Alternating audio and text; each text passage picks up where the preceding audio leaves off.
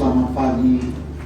Selamat kita akan sehidangan dengan Tuhan lewat kebenaran firman Tuhan. Biarlah kita berdoa bersama-sama supaya firman Tuhan itu menjadi jawaban di dalam setiap kehidupan kita, sehingga di dalam pengiringan kita kepada Tuhan, kita tetap berjalan pada koridor yang sudah ditentukan oleh Tuhan. Kita tidak menyimpang, melainkan kita tetap pada jalur yang Tuhan sudah tentukan di dalam kehidupan kita. Meskipun jalan yang Tuhan tetapkan bagi kita adalah jalan yang sempit, tetapi itu adalah jalan yang membawa kepada kehidupan yang kekal, di mana kita akan memperoleh kesenangan yang kekal bersama-sama dengan Tuhan. Puji Tuhan, kita akan membaca firman Tuhan pada pagi hari ini yang saya ambil di dalam kitab Wahyu pasal yang ke-8, ayatnya yang ke-7. Untuk menghormati pembacaan firman Tuhan, saya jemput Bapak Ibu Saudara sekalian bangkit berdiri. Wahyu pasal yang ke-8, ayat yang ke-7, firman Tuhan berkata demikian dalam Alkitab terjemahan lama. Maka malaikat yang pertama itu meniupkan sangkakalanya, lalu turunlah hujan batu dan api bercampur dengan darah. Maka sekaliannya itu dicurahkan ke bumi, lalu hanguslah sepertiga segala pohon kayu dan hanguslah segala rumput yang hijau. Terima kasih. Puji Tuhan. Silakan. Bapak Ibu Saudara yang kekasih di dalam Tuhan Yesus Kristus,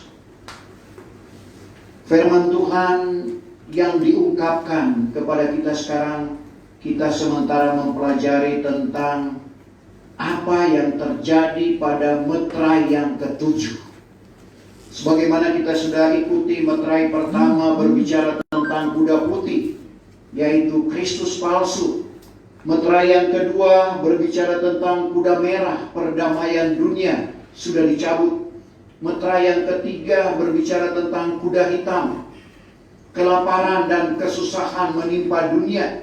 Meterai yang keempat, kuda kelabu, pertarungan pekabaran, pertarungan kebaikan dan kejahatan. Dan meterai yang kelima, di mana berbicara tentang masa vakum, tidak ada lagi pemberitaan. Dan di situ juga merupakan masa mengandung bagi gereja pengantin yang mulia, yang akan melahirkan 144.000 anak laki-laki yang disambar ke aras Allah. Dan meterai yang keenam, persiapan dan keangkatan gereja Tuhan. Meterai yang ketujuh, di mana apa yang akan terjadi, yaitu disebut zaman antikris selama 3,5 tahun, atau 42 bulan, atau 1260 hari. Minggu kemarin kita sudah bahas tentang awal atau pembukaan meterai yang ke-7, di mana ada pengheningan cipta di sorga selama setengah jam. Dan pada hari ini kita belajar tentang apa yang terjadi pada zaman antikris, pada meterai yang ke-7 ini. Tapi Bapak Ibu Saudara, sebelum kita ke sana, siapakah yang akan masuk pada zaman antikris? Adalah orang-orang yang tidak mau bertobat. Adalah orang-orang yang tidak mau melakukan kebenaran firman Tuhan. Dan juga orang yang sudah bertobat, tetapi digolongkan sebagai gereja mengandung, digolongkan sebagai gereja menyusui atau kanak-kanak rohani. Sehingga bagaimana firman Tuhan mengungkapkan dalam rahasia Matius 24 ayat 19 sampai 22 tentang celaka bagi gereja yang mengandung, gereja yang menyusui, di mana Tuhan mengajar mereka supaya minta pelarianmu. Jangan berlaku pada musim dingin. Musim dingin berbicara tentang orang tidak bisa bekerja lagi. Itulah meterai yang kelima. Dan hari Sabat, ketentuan Taurat, orang tidak boleh bekerja. Di sana tidak ada lagi pemberitaan seperti saat ini. Dan orang-orang yang bermasa bodoh pada waktu itu akan mendapatkan kelaparan. Tuhan berikan kelaparan. Amos 8 ayat 11 dan 12 berlaku. Bukan lapar akan roti, bukan dahaga akan air, tapi lapar dan dahaga akan kebenaran firman Tuhan. Dan akhirnya kalau mereka tidak melakukan atau meningkatkan kehidupan rohani mereka menuju pada kesempurnaan, alamat kerusakan yang belum pernah terjadi dan tidak pernah akan terjadi, itulah zaman antikris. Mengapa kita baca Matius 24 19-20? 19. Wahai bagi segala perempuan yang mengandung, celaka bagi perempuan yang mengandung dan yang menyusui anaknya pada masa itu. Menyusui artinya kanak-kanak rohani. Hendaklah kamu berdoa, minta pelarianmu itu jangan berlaku pada musim dingin atau hari Sabat. Minta pelarianmu jangan berlaku pada musim dingin atau hari Sabat. Terus Ayat yang ke-21, karena pada ketika itu akan timbul sengsara yang besar. Ketika itu, yaitu zaman antikris ini, akan timbul sengsara yang besar. Seperti yang demikian belum pernah berlaku. Belum pernah berlaku atau belum pernah terjadi. Daripada awal kejadian alam. Dari awal kejadian alam. Sehingga sampai sekarang ini. Sampai sekarang ini pun belum terjadi. Dan kemudian daripada itu juga. Kemudian daripada itu. Tiada akan terjadi. Hanya terjadi pada 3,5 tahun atau 1260 hari metrayan ketujuh zaman antikris. Yang masuk ke sana yaitu orang-orang yang tidak bertobat. Gereja mengandung, gereja menyusui, bahkan gereja yang sebenarnya sudah terpilih. Yang digambarkan oleh Tuhan Yesus diperumpamakan dalam Matius 25, yaitu tentang 5 anak darah yang bodoh. Karena ada 10 anak darah. Ada yang bodoh, yang tadinya ada pelita tetapi kehabisan minyak. Yang tadinya ada firman dan roh tapi kehilangan Roh Kudus. Orang-orang yang semacam itulah yang akan masuk pada zaman antikris. Sementara gereja atau 5 anak darah yang bijak akan diangkat pada keangkatan gereja Tuhan yang sudah diterangkan pada minggu lalu. Nah, Bapak Ibu Saudara yang kekasih, untuk kita tidak sampai ke sana, tentunya kita perlu mengikuti akan kebenaran firman Tuhan. Seperti Raja Daud, setelah dia diangkat menjadi raja, orang Filistin berusaha untuk membunuh dia. Sehingga mereka siap berperang. Dan Daud bertanya kepada Tuhan. Dalam 1 Tawarik 14 ayatnya yang ke-10. 1 Tawarik 14 ayat 10. Maka Daud pun bertanyakan Allah. Daud bertanyakan Allah, katanya, bolehkah aku mendatangi orang Filistin? Bolehkah aku mendatangi orang Filistin? Dan diserahkankah Tuhan akan mereka itu kepada tanganku? Diserahkankah mereka akan tanganku? Maka firman Tuhan, pergilah juga. Karena aku menyerahkan mereka itu kelak kepada tanganmu. Aku menyerahkan mereka ke dalam tanganmu. Jadi kita perhatikan di sini, Daud bertanya, bolehkah aku berperang melawan orang Filistin? Dan dia bertanya, apakah engkau akan menyerahkan mereka itu ke dalam tangan Tuhan? Tanganku, kata Daud. Dan Tuhan katakan, boleh. Jadi kita perhatikan, Daud memperoleh kemenangan. Tapi orang Filistin berusaha kembali untuk membunuh akan Daud. Daud kembali bertanya kepada Tuhan. Dan Tuhan memberikan solusi. Bapak Ibu Saudara, Tuhan berikan strategi bagi Daud. Kalau tadinya cuma boleh, dan Daud melakukan itu, dan dia memperoleh kemenangan. Tapi kalau kita lihat dalam ayat 14, dalam 1 Tawarik 14 ayat.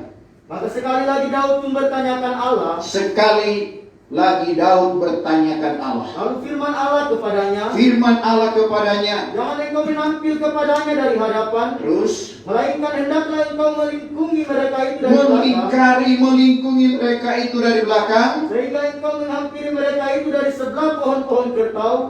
Maka akan jadi kelak, apabila kedengaranlah kepadamu bunyi orang berjalan di atas mercu pohon-pohon kertau itu, pada masa itu hendaklah engkau keluar dan berperang, karena Allah sudah keluar berjalan di hadapanmu, hendak mengalahkan tentara orang Filistin. Jadi kita lihat Daud bertanya dan Tuhan memberikan strategi kepadanya. Nah, demikian dengan kehidupan kita, Bapak Ibu Saudara.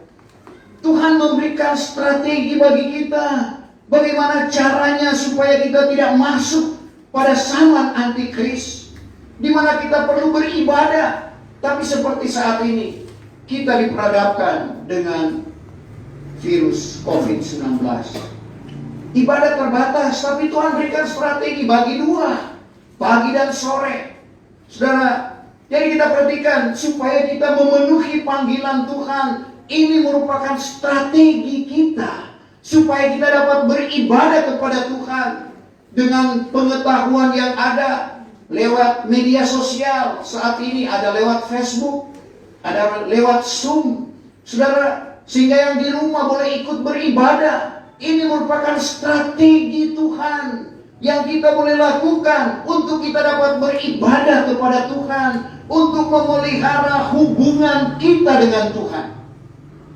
Karena satu-satunya cara untuk kita tidak memasuki pada kerusakan yang besar, kita perlu mendekatkan diri kita kepada Tuhan. Kita perlu selalu datang kepada Tuhan. Kita bertanyakan Tuhan. Dan kadang-kala Bapak Ibu Saudara, Tuhan datangkan sesuatu di dalam kehidupan kita. Seperti yang saya pernah lihat di internet. Apakah itu benar atau itu cuma satu cerita, tetapi mengandung hal yang luar biasa di dalam kehidupan kita. Ada pedagang yang menjual tahu. Saudara, untuk ke tempat di mana dia harus naik mobil, ternyata dia harus melewati pematang di sawah. Saudara, dalam perjalanan itu dia terpeleset. Akhirnya jualannya hancur. Saudara, padahal dia orang yang setia berdoa kepada Tuhan. Sebelum dia mengerjakan pekerjaannya, selalu dia doakan. Ini merupakan pesan moral di dalam kehidupan kita. Dia merasa rugi, padahal dia berdoa kepada Tuhan sebelum dia melakukan sesuatu yang dia kerjakan. Tapi ternyata apa? Kedengarannya bahwa mobil yang biasa atau langganannya terjungkil ke jurang. Saudara, banyak cara Tuhan untuk membela kehidupan kita. Kadangkala hal itu terjadi di dalam kehidupan kita. Kadangkala kita merasa rugi, tapi padahal ada maksud Tuhan untuk menyelamatkan kehidupan kita. Ini merupakan pesan moral di dalam kehidupan kita.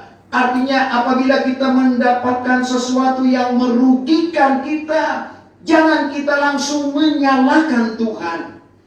Karena ada strategi Tuhan yang Tuhan harus berikan di dalam kehidupan kita untuk mengatur kehidupan kita, supaya kita tetap di dalam rencananya, supaya kita tetap pada jalur yang Tuhan tetapkan. Tuhan tidak mau kita harus menyimpang. Karena seperti suratan Petrus kepada orang-orang pilihan yang ada di Pontus, Galatia, Kapadokia, Asia dan Bitinia. Dalam 2 Petrus 3 ayat yang ke-9, Tuhan tidak kehendaki seorang pun yang akan binasa, tetapi dia mau semua supaya datang kepada tobat. 2 Petrus 3 ayat 9. Tobat, untuk bertobat kepada Tuhan. Dan kita yang sudah dipanggil oleh Tuhan ini, biarlah kita tetap tekun, biarlah kita tetap setia, karena itu merupakan harga mati, yaitu kesetiaan, ketekunan. Dan banyak kali ketekunan kita harus diuji. Apakah kita benar-benar mau setia kepada Tuhan? Atau karena ujian itu akhirnya kita juga hanyut dengan ujian itu. Firman Tuhan selalu memberikan solusi. Bagaimana cara kita untuk menghadapi ujian? Yakub 1 ayat yang kedua. Dan tidak mudah untuk menganggap pencobaan itu adalah satu kesukaan. Tidak mudah untuk menganggap pencobaan itu adalah satu kebahagiaan. Tapi itulah firman Tuhan. Yakub 1 ayat 2. Wahai saudara-saudaraku, Hai saudara-saudaraku, apabila kamu jatuh ke dalam berbagai-bagai pencobaan, apabila kamu jatuh ke dalam berbagai-bagai pencobaan, sifatkanlah semuanya itu kesukaan saja. sifatkan semuanya itu kesukaan. Dan itulah yang Tuhan inginkan di dalam kehidupan kita sehingga sekali lagi kita kalau berharap kepada Tuhan dan kita perlu memahirkan kehidupan ini seperti yang selalu saya ilustrasikan tentang orang yang berolahraga selancar. Itu harus ada ombak. Kalau tidak ada ombak, olahraga itu tidak jadi. Dan kita perhatikan bagaimana peselancar itu dia berada di gulungan ombak, kadang-kala di atas, kadang-kala dia masuk ke terowongan ombak itu, kadang-kala dia keluar karena dia mahir. Tapi kalau tidak mahir, dia akan digulung-gulung oleh ombak itu. Dia akan tergulung-gulung oleh ombak itu. Tapi karena mahir, dan inilah yang Tuhan inginkan di dalam kehidupan kita. Kita memahirkan diri dengan kebenaran firman Tuhan. Sehingga kalau kita memahirkan, saudara, untuk memahirkan itu kita perlu senantiasa mencari Tuhan. Raja Sulaiman solusinya, Amsal 28 ayat 5. Orang yang mencari Tuhan mengerti segala perkara. Jadi untuk mengerti firman Tuhan, untuk memahirkan firman Tuhan ini, untuk memahami firman Tuhan dalam kehidupan kita, satu-satunya seperti yang kita lakukan pada pagi hari ini. Amsal 28 ayat 5. Orang jahat tidak mengerti barang yang benar. Orang jahat tidak mengerti barang yang benar. Tetapi orang yang mencari Tuhan, orang yang mencari Tuhan mengerti segala perkara. mengerti segala perkara. Sehingga kita tidak berkata banyak perkara yang tak dapat ku mengerti. Kalau orang yang mencari Tuhan, firman Tuhan berkata akan mengerti segala perkara. Kita tidak akan berkata mengapa terjadi demikian. Tapi sekali lagi kita akan memahami. Di dalam kita mencari Tuhan, kita akan mengerti segala perkara. Sebab itu kita perlu rajin untuk datang, mendengarkan firman Tuhan, membaca firman Tuhan, karena segala sesuatu itu ada di dalam firman Tuhan. Alkitab ini menceritakan apa yang sudah terjadi, apa yang sementara terjadi, dan apa yang akan terjadi. Dan untuk kita yang hidup di zaman Roh Kudus ini, betapa pentingnya roh itu di dalam kehidupan kita. Kenapa? Karena itulah, Roh Kudus itulah yang membawa kita kepada segala kebenaran. Yahya 16 ayat 13. Yahya 16 ayat 13. Akan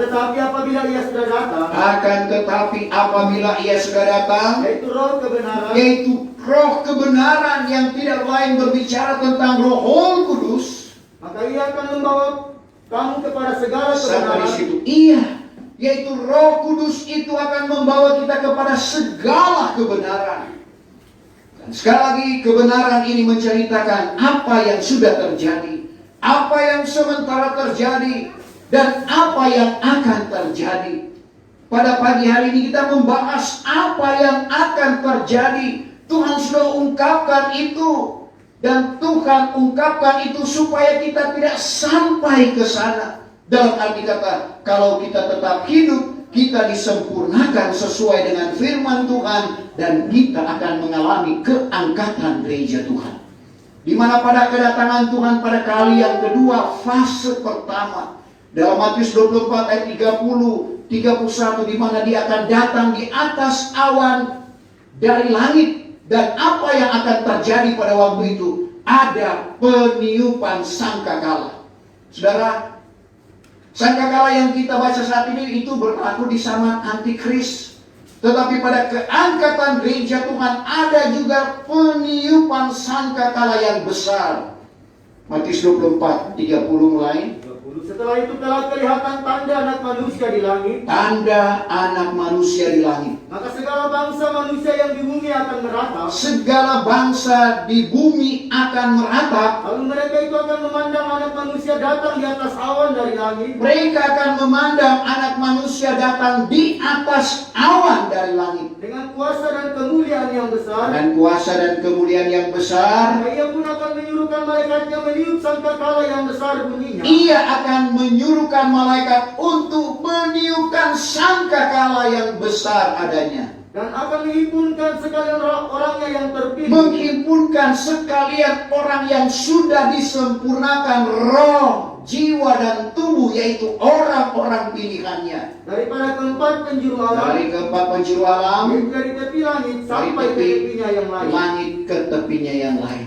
Di mana terjadi serentak keangkatan gereja Tuhan, orang-orang yang sudah disempurnakan. Sebab itu menuju kepada kesempurnaan kita harus meneliti atau menyelidik hukum yang sempurna. Dalam Yakub 1 ayat 25. Dan kita dikatakan orang-orang yang berbahagia kalau kita menyelidik hukum yang sempurna ini dan kita bertekun, kita lakukan dengan sebenarnya atau dengan sungguh-sungguh.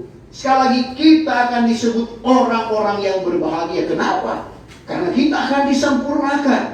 Yakub 1 ayat yang ke-25. Tetapi orang yang menyelidik hukum yang sempurna. Orang yang menyelidik, orang yang meneliti hukum yang bahagia di dalam hal ia menurut. Luar biasa. Kenapa tidak bahagia? Saudara, sekali lagi bahagia karena disempurnakan roh, jiwa, dan tubuh. Dan diangkat pada keangkatan gereja Tuhan. Tidak masuk pada zaman antikris. Karena seperti yang kita baca, apa yang terjadi pada zaman antikris diawali dengan peniupan sangkakala sesuai apa yang diungkapkan oleh Tuhan. Peniupan sangkakala ini adalah permintaan dari Nabi Musa. Karena ada dua saksi yang akan turun pada zaman antikris yang akan diutus oleh Tuhan untuk bernubuat. Dalam Wahyu pasal 11 mulai ayat 3 tidak disebutkan namanya di sana, tetapi yang diungkapkan oleh Tuhan kedua saksi itu tidak lain adalah berbicara tentang Musa dan Elia. Dan Musa memintakan untuk peniupan sangkakala ini. Dan apa yang terjadi? Ayat 7 tadi, bahwa maka malaikat yang pertama itu meniupkan sangkakalanya, lalu turunlah hujan batu dan api bercampur dengan darah. Bayangkan, hujan batu dan api. Hujan es saja di Toraja sudah 3 kali saya temui itu. Di Rantepao pernah, di Paliping, Buntukarua. Saudara, bukan main seng bunyi-bunyi, ini cuma hujan es. Jadi kalau hujan batu, kasihan seperti saya ini yang sudah botak, saudara. Tapi kita tidak akan seperti itu, Bapak Ibu Saudara. Tadi firman Tuhan memberikan solusi, kita akan dibawa pada kesempurnaan. Orang yang botak seperti saya tidak akan botak lagi karena disempurnakan tubuh. Tidak mengapa kita baca 1 Tesalonika 5 ayat 23. Itulah janji Tuhan di dalam kehidupan kita. 1 Tesalonika 5 ayat 23. Maka Allah sendiri yang pohon sejahtera itu. Allah sendiri yang pohon sejahtera itu. Menguduskan kiranya kamu dengan sempurna. Menguduskan kiranya kamu dengan sempurna. Dan segenap roh. Dan nyawa. Dan tubuh kamu terpelihara. Dengan cara bercacat celah. Tidak ada cacat celah lagi. Pada masa kedatangan Tuhan kita Yesus Kristus. Sampai situ, pada masa kedatangan Tuhan Yesus Kristus. Jadi kesempurnaan itu di bumi, dan Dia akan mengangkat orang-orang yang sudah disempurnakan. Bagaimana kita menuju pada kesempurnaan itu? Dan kita tidak akan mengalami seperti peniupan sangkakala ini, di mana bumi akan terbakar, lalu hanguslah sepertiga bumi itu dan hanguslah sepertiga segala pohon kayu, dan hanguslah segala rumput yang hijau. Bayangkan, hujan batu bercampur api dan darah akan terjadi pada sangkakala yang pertama. Kalau itu terjadi di dalam daerah kita, luar biasa saudara. Tapi sekali lagi, kita tidak akan mengalami hal itu kalau kita menurut strategi yang Tuhan sudah tunjukkan di dalam kehidupan kita lewat firman Tuhan yang Tuhan sudah ungkapkan dalam kehidupan Bapak, Ibu, saya dan saudara. Sangkakala yang kedua dalam ayat 8 dan ayat 9, laut dibinasakan. Wahyu 8 ayat 8 dan 9. Maka malaikat yang kedua itu pun meniup sangkakalanya. Maka malaikat yang kedua itu pun meniupkan sangkakalanya. Maka jadilah seolah-olah sebuah gunung besar menyala dengan api. Terus Ke laut. Maka laut itu sepertiganya menjadi darah. laut sepertiga menjadi darah. Dan matilah sepertiga daripada segala makhluk yang bernyawa di laut itu. Matilah sepertiga daripada segala makhluk yang bernyawa di laut itu. Dan binasalah sepertiga daripada segala kapal. Sepertiga kapal. Jadi Bapak Ibu Saudara, sepertiga ikan-ikan yang ada di laut itu akan mati. Kalau itu terjadi di daerah ini, orang tidak akan makan ikan lagi. Sepertiga kapal juga dikatakan akan binasa. Ini peniupan sangkakala yang kedua. Jadi sangkakala pertama bumi terbakar. Sangkakala kedua laut dibinasakan. Lalu sangkakala yang ketiga, segala air menjadi pahit. Dalam ayat 10 dan ayat 11. 10. Maka malaikat yang ketiga itu pun meniup sangkakalanya. Lalu gugurlah dari langit sebuah bintang besar yang menyala seperti sulu. Maka bintang itu menimpa sepertiga daripada segala sungai dan segala mata air. Adapun nama bintang itu Absantin. Maka sepertiga daripada segala air pun menjadi Absantin. Lalu banyaklah orang yang mati karena air itu, oleh sebab air itu sudah menjadi pahit. Kalau kita hubungkan dengan Keluaran pasal yang ke-15 ayat 23, coba kita baca apa yang terjadi pada umat Israel. Keluaran 15 ayat yang ke-23 mulai. 23. Lalu sampailah mereka itu ke Mara, tetapi air yang di Mara itu tiada dapat diminumnya karena pahit rasanya, sebab itu dipanggil orang namanya Mara. Jadi kita lihat pada perjalanan umat Israel, mereka mengeluh karena tidak ada air. Dan Tuhan berikan air pada waktu itu. Tapi sayangnya air yang ada pada waktu itu pahit.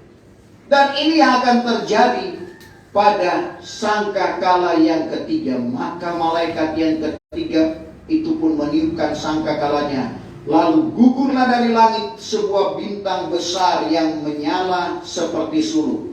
Maka bintang itu menimpa sepertiga dari segala sungai dan segala mata air. Adapun nama bintang itu Absantin. Maka sepertiga daripada 13. 12. Jadi kita lihat akan ada sepertiga di bumi ini akan menjadi gelap. Itulah meterai yang keempat. Dan memang sudah demikian seperti yang diungkapkan oleh Tuhan. Dan sangkakala yang, nah ini berlaku selama 5 bulan, 150 hari. Dan inilah yang dimaksud belum pernah terjadi dan tidak akan pernah terjadi lagi.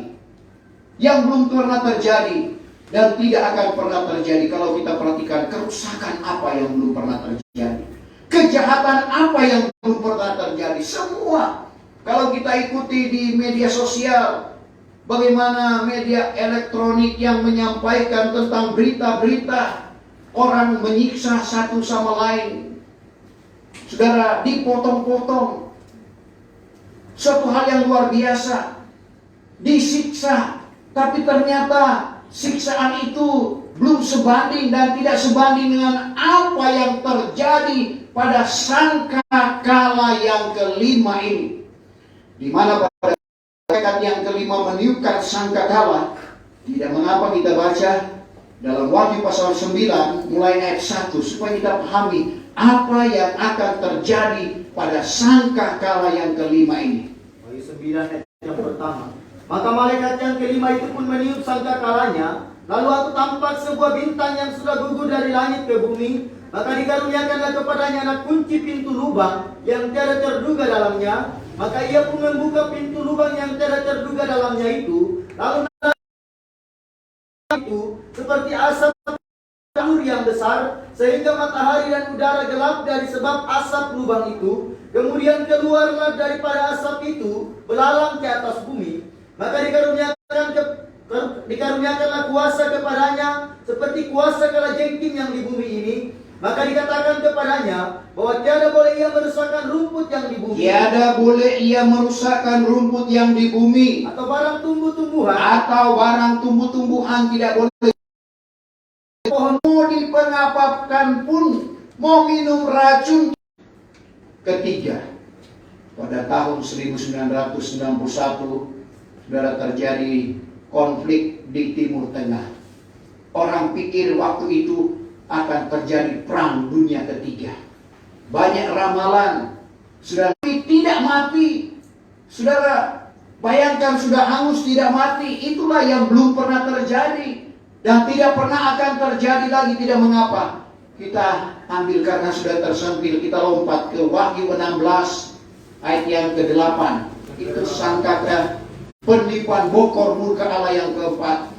Yang keempat, ayat 8. Maka malaikat yang keempat itu pun mencurahkan bokornya ke atas matahari. Ini terjadi pada zaman antikris, di mana bokor murka Allah yang keempat. Terus, lalu matahari itu beroleh kuasa menghanguskan segala manusia dengan api. Maka segala manusia itu pun hanguslah dengan hangat yang amat sangat. hangus dengan hangat yang amat sangat. Lalu mereka itu menghujat nama Allah Berarti belum mati. yang berkuasa atas segala bala itu. Tiada pula mereka itu bertobat, Tiada pula mereka itu bertobat. sehingga memberi hormat kepadanya. Maka malaikat yang kelima Sampai di situ. Jadi kita perhatikan, bokor murka Allah yang keempat.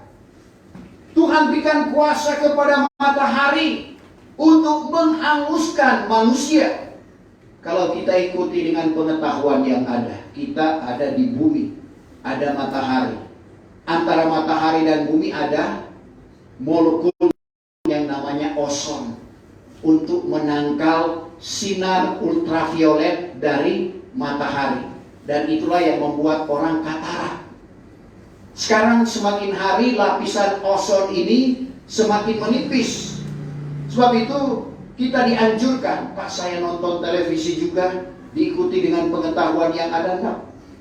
Pakai kacamata hitam itu bukan penampilan, tapi sebenarnya untuk kesehatan. Apalagi 7 ini membuat kita harus waspada. Jangan jadi seperti gereja mengandung, gereja menyusui, atau kanak-kanak rohani, atau 5 anak darah yang bodoh. Karena dia akan dihantam oleh ular tua ini yang akan berperang dengan malaikat yang dipimpin oleh kehilangan roh. Sebab itu jadilah kita bendahari yang baik, karena karunia itu merupakan pakaian pengantin kita untuk menikah secara rohani dengan Tuhan. Tuhan kiranya memberkati firman Tuhan yang saya sampaikan, penuh dengan keterbatasan. Tapi Tuhan yang punya firman menyempurnakan itu di dalam setiap pendengaran kita. Kita sempurnakan ibadah kita pada pagi hari ini. Kita nyanyikan satu pujian. Tak tersembunyi